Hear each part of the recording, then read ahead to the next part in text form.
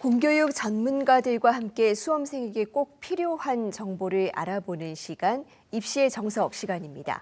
2025학년도 대학 수학능력시험이 이제 코앞에 다가왔습니다.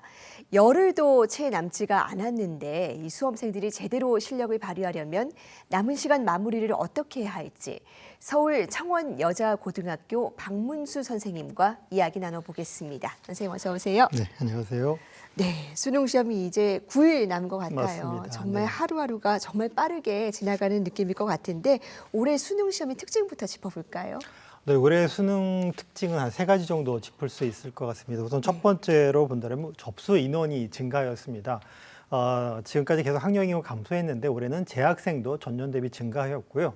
졸업생도 의대 정원 등의 이슈로 소폭 증가하였습니다. 인원 증가라는 부분은 득점별 그리고 득점별 밀도가 좀 높아지는 좀 특성이 있으므로 학생에 따라 수능의 역할이 좀 다를 수 있다는 점 주의해야 되겠습니다.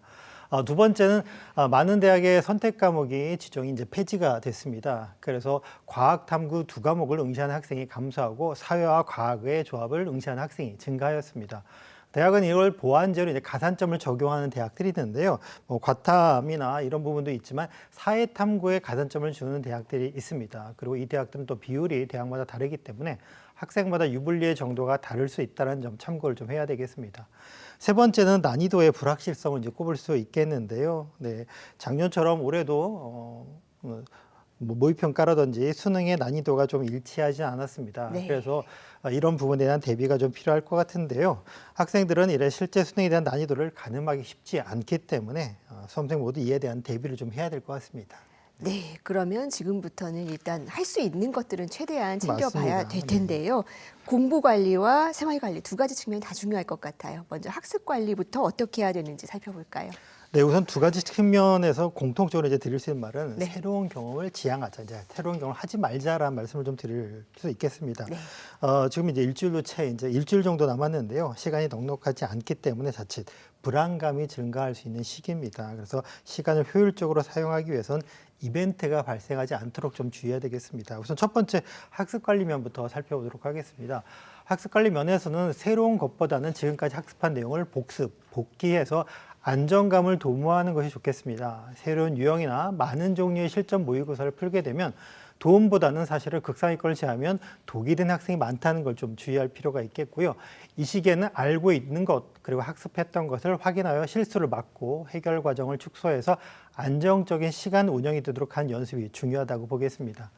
생활관리 면에서 본다면 일상적인 루틴으로 진행되는 것이 안정적입니다. 시간이 부족하다고 수면 시간을 과하게 줄이거나 자극적이거나 부담스러운 음식 섭취 등으로 신체 컨디션에 변화가 생긴다라면 사실 호전은 가능하지만 시간이 소요되고 그 기간 동안 불안할 수 있으니까 유의해야 되겠습니다. 오늘도 날씨가 좀 쌀쌀했는데 네. 기온이 떨어지고 있는 만큼 감기에 걸리지 않도록 물을 자주 섭취하고 마스크를 착용하는 등 예방에도 좀 힘써야 되겠습니다. 네, 전체적으로 새롭고 낯선 것에 도전하기보다는 알고 있는 걸 다시 살펴보면서 안정감을 찾아야 된다라는 취지로 말씀을 해주셨는데요. 자, 구체적으로 또 성적대마다 접근법이 조금은 다를 것 같습니다. 어떻습니까? 네, 우선 전체적으로 본다라면 특별하게 뭔가 하기보다 이제 마무리를 잘 해야 한다라고 볼 수 있겠는데요. 네. 제가 과목이 수학이라 이제 수학을 좀 예를 들어서 설명을 좀 드릴 텐데. 수학으로 본다면 안정감 그리고 문제 해결에 대한 감각 유지가 좀 필수라고 보겠습니다. 굳이 이제 학생들의 성적을 나눠서 본다면 상위권 학생이죠. 한 1, 2등급 정도의 학생들이 된다면 이 학생들은 이제 기본적인 학습은 이미 돼 있는 상태입니다. 따라서 난이도가 있는 유형을 학습하면서 감각을 기르는 것이 좋습니다. 다만 너무 과한 비중으로 학습하게 된다면 수능일에 단순한 모델링도 우회할 수 있으니 최소한의 기본 학습이 좀 필요하다고 보겠습니다. 3등급에서 5등급 정도의 중위권 학생들은 기본적인 문제 해결이 가능한 성적권입니다. 즉 2, 3점짜리 48점 그리고 4점짜리 일부를 해결한 성적권이라고 볼 수 있겠는데요. 아는 것에 대한 수성, 지키는 것과 그리고 새로운 유형 학습에 대한 균형감이 필요한 성적대라고 보시면 되겠습니다. 연계교재 등 지금까지 학습한 내용을 차분히 복기하고 도약하기 위해서 전체 학습량의 20% 미만 수준의 새로운 유형을 학습하는 것을 권장을 할 수 있겠습니다. 하위권 학생입니다. 6등급 이하의 학생들인데요. 이 학생들은 기출 또는 빈출 문제를 확실히 득점하기 위한 마무리가 필요하다고 보겠습니다. 기출 문제와 연계 교재 중 해결이 가능한 문항을 반복적으로 학습하는 것만으로도 충분히 현재 등급 이상을 얻는 것이 가능하므로 끝까지 포기하지 않고 학습하는 것이 중요하다고 보겠습니다. 특히 손으로 하나씩 풀이해가면서 기본적인 개념과 유형에 대한 학습을 이어가야 한다고 보겠습니다. 네, 지금 시점에서 가장 효율적인 방법이니까 학생들 꼭 기억했으면 좋겠고요. 네. 컨디션 관리도 빼놓을 수 없을 것 같습니다.